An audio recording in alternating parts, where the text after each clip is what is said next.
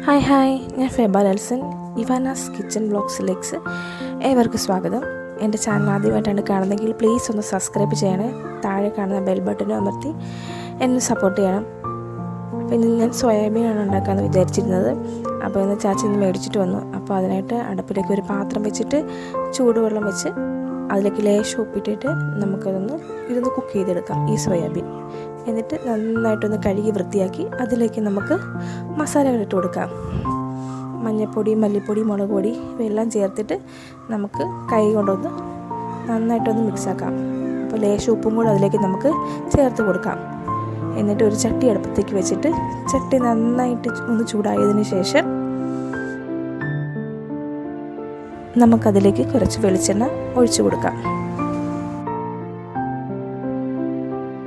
വെളിച്ചെണ്ണയെല്ലാം ഒന്ന് ചൂടായതിന് ശേഷം അതിലേക്ക് നമുക്ക് 2 തണ്ട് കറിവേപ്പില ഇട്ട് കൊടുക്കാം. ഈ സോയാബീനൊക്കെ വറുക്കുമ്പോൾ കറിവേപ്പിലയൊക്കെ ചേർത്ത് കൊടുക്കുന്നതിന് അതിനൊരു പ്രത്യേക ടേസ്റ്റാണ് കേട്ടോ. അപ്പോൾ നല്ല മണവും ഒക്കെ കിട്ടും. അപ്പോൾ നമുക്ക് സോയാബീൻ അതിലേക്ക് ഇട്ട് കൊടുക്കാം. ശേഷം വേറൊരു പാൻ അടുപ്പിലേക്ക് വെച്ചിട്ട് ആ പാൻ ഒന്ന് ചൂടായി കഴിയുമ്പോൾ അതിലേക്ക് ആവശ്യമായ വെളിച്ചെണ്ണ ഒഴിച്ചതിന് ശേഷം വെളിച്ചെണ്ണ എല്ലാം ഒന്ന് നന്നായി ചൂടായതിന് ശേഷം അതിലേക്ക് നമുക്ക് കുറച്ച് കടുക് ഇട്ട് കൊടുക്കാം. കടുകെല്ലാം ഒന്ന് നന്നായി പൊട്ടി തുടങ്ങുമ്പോഴേക്കും അതിലേക്ക് ഒരു 1/4 ടീസ്പൂൺ പെരുംജീരകം കൂടി നമുക്ക് ചേർത്ത് കൊടുക്കാം. ഈ കടുകും പെരുംജീരകം എല്ലാം നന്നായിട്ടൊന്ന് പൊട്ടിയതിന് ശേഷം ഒന്ന് നമുക്ക് മൂപ്പിച്ച് കൊടുക്കാം. പിന്നീട് അതിലേക്ക് നമുക്ക് ചതച്ച് വെച്ചിരിക്കുന്ന ഇഞ്ചി വെളുത്തുള്ളി ചേർത്ത് കൊടുക്കാം. അപ്പം കുറഞ്ഞ ഫ്ലെയിമിലിട്ട് വേണം കേട്ടോ ഇതൊന്ന് വഴറ്റിയെടുക്കാനായിട്ട്. അപ്പോൾ കൈവിടാതെ ഒന്ന് ഇളക്കണം, അല്ലെങ്കിൽ അടിക്ക് പിടിക്കും. അതിനുശേഷം 2 പച്ചമുളക് അരിഞ്ഞത് അതിലേക്ക് ചേർത്ത് കൊടുക്കാം. എന്നിട്ടൊന്ന് വഴറ്റി കൊടുക്കുക.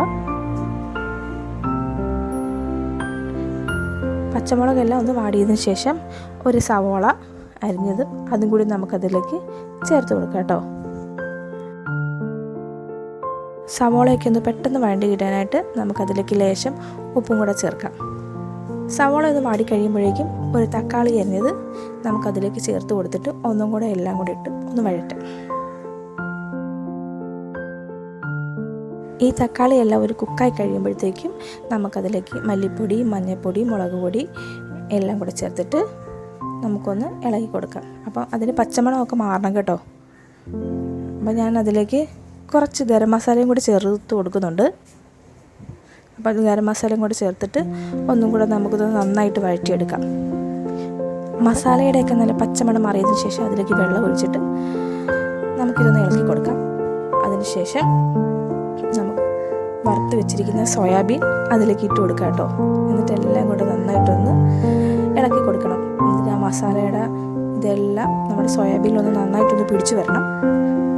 അത് കഴിഞ്ഞ് നമുക്ക് ഒരു 5 മിനിറ്റത്തേക്കൊന്ന് അടച്ച് വെച്ച് കുക്ക് ചെയ്തെടുക്കാം. അപ്പോൾ അതിനിടയ്ക്ക് ഉപ്പൊക്കെ ഉണ്ടോയെന്നൊക്കെ നമ്മളൊന്ന് കറക്റ്റായിട്ടൊന്ന് നോക്കിയേക്കണം. പിന്നെ ഇടയ്ക്കൊന്ന് ഇതൊന്ന് ഇളക്കി കൊടുത്തേക്കണം കേട്ടോ. അടിക്കൊന്നും പിടിക്കാതെ ശ്രദ്ധിച്ചേക്കണം. അപ്പോൾ ഇതെല്ലാം ചെയ്തതിന് ശേഷം ഉപ്പും എല്ലാം കറക്റ്റാണോ എന്ന് ഒന്നുകൂടെ ചെക്ക് ചെയ്തേക്കണം. അതിനുശേഷം ഞാൻ കുറച്ച് കറിവേപ്പിലയും കൂടെ അതിലേക്ക് ഇട്ടിട്ടുണ്ട്.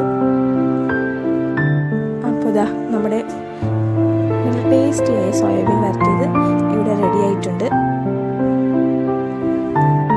അപ്പോൾ ഉച്ചയ്ക്ക് ഇതേപോലെ ഒരു മോരുകറിയും അച്ചാറും സോയാബീൻ വരട്ടിയതും ഉണ്ടെങ്കിൽ അത് മതി വയറ് നിറയെ ചോറിനാൻ.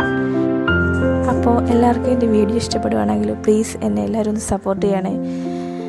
എൻ്റെ ചാനലൊന്ന് സബ്സ്ക്രൈബ് ചെയ്യണം. അപ്പോൾ ടാറ്റാ, ബൈ ബൈ.